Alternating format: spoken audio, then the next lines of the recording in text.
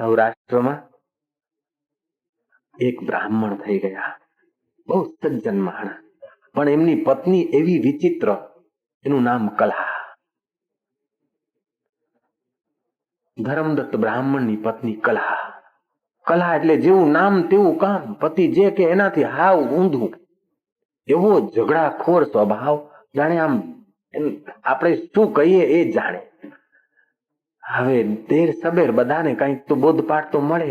પતિ થાક્યો ભિક્ષુ.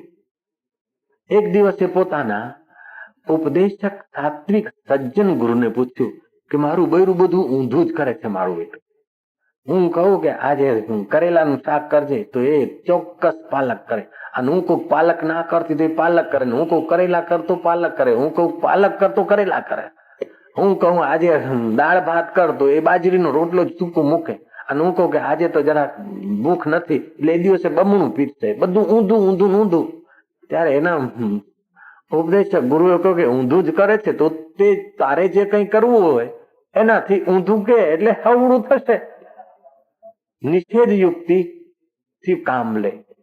ભિક્ષુકને એ વાત ગમી. થોડા દિવસોમાં એનું આ બધું હમું પડવા માંડ્યું.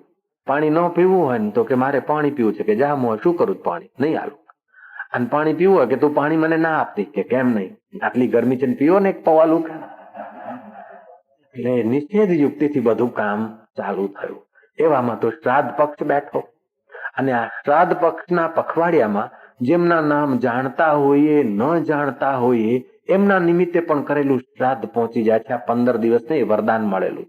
અને બીજું ન કરી શકીએ, સાવ આપણે બિલકુલ ઠનઠન પાલ હોઈએ, આપણા ઘરે કાંઈ હોય નહીં, આપણે એકદમ એકલા રહેતા હોઈએ, આપણી પાસે એક ખાવાનો એક ગ્રાસના પૈસા ના હોય, છતાંય શ્રાદ્ધ પક્ષમાં એવા માણસ માટે પણ વ્યવસ્થા છે. કાંઈ ના હોય તો એકાંત અરણ્યમાં જતા રહો અને બંને હાથ ઊંચા કરીને બંને બગલ સૂર્યનારાયણને દેખાડીને કે મારી પાસે કાંઈ નથી, હે પિતર લોકો, હું આપને પ્રણામ કરું છું ને તેનાથી તમારી તૃપ્તિ થાવ, યમરાજ મારા પિતરોનું કલ્યાણ કરો અને હું તમને વંદન કરું છું, તો પણ એનું પહોંચી જાય છે. લો કેટલી વ્યવસ્થા છે સરસ. કાંઈ ના હોય, ઠનઠન પાલ, હાવ ઠનઠન પાલ, તો પણ તમારા પિતરોના આશીર્વાદ તમે મેળવી શકો છો અને યમરાજને રીઝવી શકો છો. એવી વ્યવસ્થા જો હોય તો સનાતન ધર્મમાં વ્યવસ્થા છે. જય શ્રી કૃષ્ણ. કારણ કે તમારું મન જે છે એ સનાતન ચૈતન્યથી જોડાયેલું છે, તેથી તેનો સંકલ્પ પ્રકૃતિમાં વ્યવસ્થા કરે છે. મહારાજ શ્રાદ્ધના દિવસ આવ્યા, એના પિતાનું શ્રાદ્ધ હતો ભિક્ષુકનો. એટલે કલાને કહ્યું કે જો પ્રિય, આવતીકાલે મારા પિતાનું શ્રાદ્ધ છે, પણ આપણે શ્રાદ્ધ કરવો નથી. કે ફટ મુવા બ્રાહ્મણ થયો, બાપની મિલકત પચાવીને તો બાપનો શ્રાદ્ધ ના કરે, ડૂબી મરે ડૂબી મર, હું તો કરીશ. કે સારું, શ્રાદ્ધ કરે તો બહુ બ્રાહ્મણોને અને કુંવારી કન્યાઓને બોલાવીશ નહીં, એકાદા બ્રાહ્મણને બોલાવજે, અને જે બ્રાહ્મણ બીડી પીતો હોય આમ તેમ એવા એરા ગેરા બ્રાહ્મણને બોલાવ. કે નહીં, એવા વિષય લંપટ્ટુ બ્રાહ્મણને બોલાવ તો શ્રાદ્ધ પહોંચે ને. હું તો પવિત્ર બ્રાહ્મણોને, ભક્ત બ્રાહ્મણોને, જે યોગ અભ્યાસ કરતા હોય, જપ કરતા હોય, સંધ્યા ઉપાસના કરતા હોય, તેવા દિવ્ય બ્રાહ્મણોને, ગામના બધા બ્રાહ્મણને બોલાવી. કે બધાને તો બોલાવે, એવા સાત્વિક બ્રાહ્મણોને પણ પકવાન બનાવીશ નહીં, બાજરીનો રોટલો છાશ દેજે બધાને. એમ તે કઈ થતું હશે? હું તો મારી પડોશણને, મારી બેનને, મારી માસીને બધાને બોલાવીને બરાબરનું રાંધીશ ધમાધમ. સારું, પણ દક્ષિણા તો જરાય ના આપતી. કે દક્ષિણા વિના આપણું શ્રાદ્ધ પહોંચે ક્યાંથી? દક્ષિણા તો પહેલી આલુ કે. એમ કરીને શ્રાદ્ધ કાર્ય સંપન્ન કરાવ્યું. એમ કરતા કરતા શ્રાદ્ધમાં જે ગ્રહ રાખવા, પિંડ દાન કરવાના હોય છે, કાર્ય પતી ગયું. ભિક્ષુક બ્રાહ્મણ તો પ્રસન્નતામાં નિષેધ યુક્તિ ભૂલી ગયા. કે પ્રિય, હવે આટલું બધું કર્યું, થઈ ગયું, સારું, હવે આ જે પિંડ છે ને પવિત્ર નદીમાં નાખી આવો, પેલી જૈન ગટરમાં નાખી આવી, નાળીમાં નાખી. તો માથું કૂટે કે આ તો મારું બધું ચોપટ કર્યું. પણ પાછી યાદ આવી કે જો પ્રિય, હવે જે નાળીમાં મૂક્યા ને પિંડ એ બરાબર છે, ત્યાંથી કાઢીશ નહીં અને નદીમાં નાખવા જઈશ નહીં. પેલી ગઈ નાળીમાંથી શોધીને કાઢી નદીમાં નાખીને પછી નહીં આવી. એને સંતતિ નહોતી થતી, ભળી સ્વભાવમાં કોક વખતે ભડકો આવે. એના પતિએ બીજા લગ્ન કર્યા એટલે પતિને દુઃખ દેવા માટે ટૂંકો ખાઈને મરી ગઈ. હવે ટૂંકો ખાઈને મરી ગઈ, તેથી એની અપમૃત્યુ થઈ. અપમૃત્યુ થવાથી માણસને જલ્દી બીજો ગર્ભ મળે નહીં, બીજું શરીર મળે નહીં. યમપુરીમાં ગઈ અને કે તું વેર વૃત્તિથી આત્મહત્યા કરીને મરી છે, તેથી તને કેટલાક વર્ષો પ્રેત યોનિમાં ભટકવું પડશે. અને તું જે વાસણમાં રસોઈ કરતી હતી તે વાસણમાં તું ખાતી હતી, તેથી તને સૂરીનો જન્મ મળશે. અને પતિને એઠું ખવડાવતી હતી, તેથી તેને કર્કટીનો જન્મ મળશે. અને પતિનું હૈયું બહારતી હતી, એટલે તને અમુક અમુક એવી દૂષિત યોનિઓ મળશે. એવા એને યમરાજે સંકેત કર્યો. એ પ્રેત આત્મા મૃત્યુ લોકમાં આવી પડી. ભગવાન શિવનો કોઈ ભક્ત સોદાગર એના શ્વાસ વાટે અંદર ગઈ, પણ ઓમ નમઃ શિવાય નમઃ શિવાયના ઓમકારના ધ્વનિના કારણે શિવના દૂતો એને મારી ભગાડી. એવામાં તો એક બ્રાહ્મણ આવતો, ધર્મદત્ત બ્રાહ્મણ આવતો. તે ધર્મદત્ત બ્રાહ્મણ ગઈકાલે એકાદશીનું વ્રત કરીને આજે ભગવાનની પૂજા કરીને પારણા કરવાના સંકલ્પે વહેલી સવારે પૂજા કરવા માટે મંદિરમાં જઈ રહ્યો હતો. એને ડરાવનું વિભિત સ્વરૂપ બતાડીને એના આત્મબળને હણીને પછી પ્રવેશ કરવાનો હોય છે.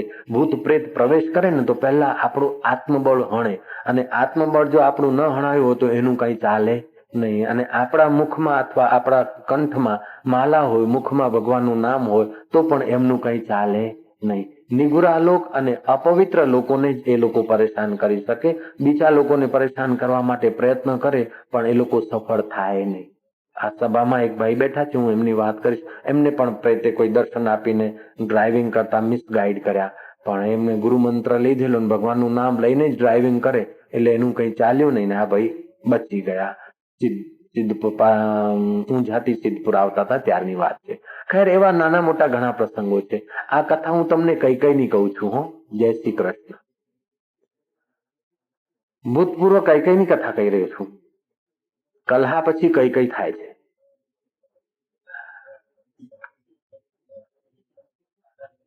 પેલા બ્રાહ્મણને જેને ગઈકાલે ઉપવાસ કર્યો છે, મૌન વ્રત લીધું છે, ભગવાનનું માનસિક જપ કરે છે, અત્યારે પૂજાની થાળી છે ને એને ભયાવહ રૂપ દેખાડ્યું, એટલે બ્રાહ્મણ બિચારો વહેલી સવારે પ્રભાતે જરા બિયાયો અને જે પૂજાની થાળી હતી એ થાળી ફેંકી એના માથે, પેલી પ્રેતાત્માને માથે. એ પૂજાની થાળીના પ્રતાપે તુલસીના પાન હતા અને મંત્ર જપતો તો તે વાઇબ્રેટ થાળી, મંત્ર જાપ વાળા સ્પર્શ વાળી થાળી લાગવાથી પેલી કલહાને ભૂતકાળ યાદ આવી. એને ગયા જન્મની સ્મૃતિ થઈ કે હું પ્રેત આત્મા થઈને ભટકું છું. આવી રીતે ગયા જન્મમાં હું સૌરાષ્ટ્રમાં એક બ્રાહ્મણની પત્ની હતી ને મારું નામ કલહા હતું. આવી રીતે મને આ હજારો જન્મ સુધી દુઃખ ભોગવવા પડશે, પણ તમારી પૂજાની થાળીના સ્પર્શથી મારા પાપનો નાશ થયો છે થોડોક, અને મને ગયા જન્મોની સ્મૃતિ થઈ છે. હે બ્રાહ્મણ, હું તમારા શરણે આવી છું. મારા ઉદ્ધાર કરવા માટે આપ કંઈક મારા માટે પુણ્ય અર્પણ કરો. ગીતા કહે છે, આત્મોપપાયને સર્વત્ર સમમ પશ્યતિ યો અર્જુના.